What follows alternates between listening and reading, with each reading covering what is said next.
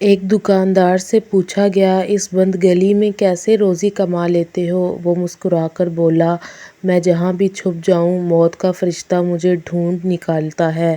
تو یہ کیسے ممکن ہے کہ رزق والا فرشتہ مجھے نہ ڈھونڈ سکے؟ محبت، درگزر اور باہمی احترام کے ذریعے رشتوں کو مضبوط بنایا جا سکتا ہے۔ جب انسان کسی چیز سے ڈرتا ہے تو اس سے دور بھاگتا ہے، مگر جب اللہ سے ڈرتا ہے تو اللہ کے اور قریب ہو جاتا ہے۔ ایک دانا آدمی سے کہا تھا کہ کبھی بھی گالیاں یا تنقید کا جواب نہ دینا۔ جو لوگ آپ کی توہین کرتے ہیں ان کا اصل مقصد آپ کو بغیر سوچے سمجھے رد عمل دینے پر مجبور کرنا ہوتا ہے۔ اپنی خاموشی سے انہیں مایوس کریں اور اپنی کامیابی سے انہیں حیران کر دیں۔ پتھر سے کسی نے کہا، آؤ انسان بن جاؤ۔ پتھر نے جواب دیا، ابھی ہمارے اندر وہ سختی پیدا نہیں ہوئی۔ ان لوگوں سے دور رہیں جنہوں نے آپ کو نیچا دکھایا۔ ان لڑائیوں سے دور رہیں جو کبھی حل نہیں ہوں گی۔ ان لوگوں کو خوش کرنے کی کوشش چھوڑ دیں جو آپ کو کبھی قدر کی نگاہ سے نہیں دیکھیں گے۔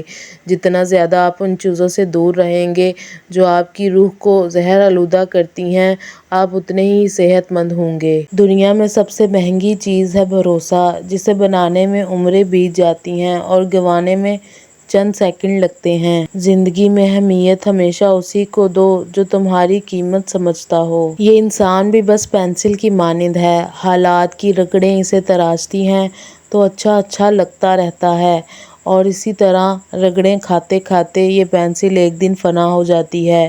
اگر کچھ بچتا ہے تو بس وہی جو اس نے اچھا اچھا لکھ رکھا ہوتا ہے۔ بے عزتی کا بس ایک ہی جواب ہے، نہ رد عمل دو، نہ بحث کرو، نہ کسی ڈرامے میں الجھو، بس خاموشی سے اپنی موجودگی ختم کر دو۔ جب بلا ضرورت گفتگو لمبی کی جاتی ہے تو کئی راز کھل جاتے ہیں، غیبتیں اور چغلیاں ہوتی ہیں، دل آزاریاں بھی ممکن ہیں۔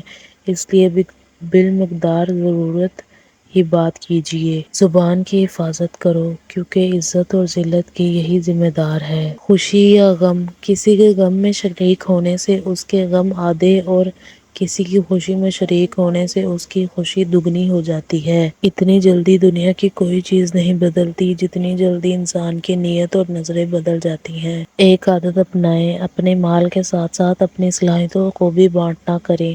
کسی کو مخلصانہ مشورہ دیں، کسی کا مفت کام کر دیں، کسی کی کوئی مشکل آسان کر دیں، کسی کا دکھ بانٹ لیں اور کسی کی خوشی کی وجہ بن جائیں۔ ہم لوگوں کی آدھی زندگی غلط لوگوں سے امید رکھنے میں اور باقی زندگی اچھے لوگوں پر شک کرنے میں گزر جاتی ہے۔ حالت کوئی بھی ہو، شکر ہمیشہ شکوے سے بہتر ہے۔ اللہ خود کہہ رہا ہے، مجھ سے دعا کرو، میں تمہاری دعا قبول کروں گا۔